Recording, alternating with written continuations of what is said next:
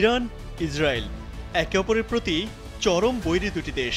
Iran ও Israel আজ চিরশত্রু হিসেবে বিবেচিত হলেও দেশ দুটির সম্পর্কের ইতিহাস বলে ভিন্ন কথা। শুনলে হয়তো অনেকে অবাক হবেন, একসময় এই ইরান ইসরায়েল ছিল একে অপরের বন্ধু, যাকে বলে গলায় গলায় খাতির।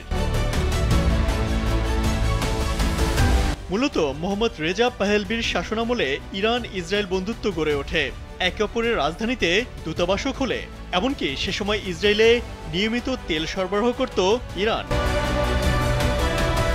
1948 সালে যখন ইসরায়েল রাষ্ট্র প্রতিষ্ঠিত হয়, তখন তুরস্কের পর ইসরায়েলকে স্বীকৃতি দেওয়া দ্বিতীয় মুসলিম দেশ ছিল ইরান। ইহুদি রাষ্ট্রটিকে ইরান স্বীকৃতি দেয় 1950 সালে। এরপর ক্রমেই দুদেশের মধ্যে গড়ে ওঠে অর্থনৈতিক এমনকি সামরিক সম্পর্ক। 1957 সালে যখন ইরানের গোয়েন্দা সংস্থা সাবাক প্রতিষ্ঠিত হয়, তখন একে সহায়তা করেছিল ইসরায়েলি গোয়েন্দা সংস্থা মোসাদ। মূলত মার্কিন সমর্থন নিশ্চিত করতেই ইসরায়েলের সঙ্গে সম্পর্ক ধরে রাখায় মনোযোগী ছিল ইরান। কিন্তু রেজা শাহের সরকার ইসরায়েলের সঙ্গে সুসম্পর্ক রাখলেও ইরানের জনগণের মধ্যে আগে থেকেই ছিল ইসরায়েল বিরোধিতা।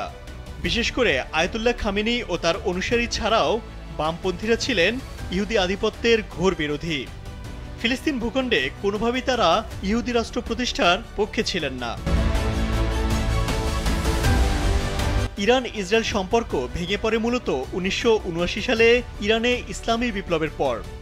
ক্ষমতায় আসা ইরানের বিপ্লবী সরকার রাষ্ট্রীয়ভাবে ফিলিস্তিনিদের পক্ষ নেওয়ার ঘোষণা দেয় এবং তেহরানে ইসরায়েলের দূতাবাসকে ফিলিস্তিনি দূতাবাসে পরিণত করে। তারা ইসরায়েলের সঙ্গে সব ধরনের যোগাযোগ বিচ্ছিন্ন করে। এভাবে ইসরায়েল রাষ্ট্রের অস্তিত্বকেই অস্বীকার করে ইরানের বিপ্লবী সরকার। পরবর্তীতে ইরান ও ইসরায়েল সম্পর্ক ক্রমেই অবনতি হতে থাকে। প্রথমত ইরানের দূরপাল্লার ক্ষেপণাস্ত্র তৈরির চেষ্টা, এবং দ্বিতীয়ত পরমাণু প্রকল্প ইরানকে ইসরায়েলের চক্ষুশূলে পরিণত করে।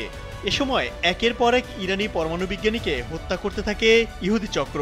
দেশ দুটির মধ্যে বৈরিতা শুরু এখান থেকেই, যা দিনে দিনে চরম শত্রুতায় রূপ নেয় এবং শেষ পর্যন্ত যুদ্ধের দ্বারপ্রান্তে পৌঁছে দেয়।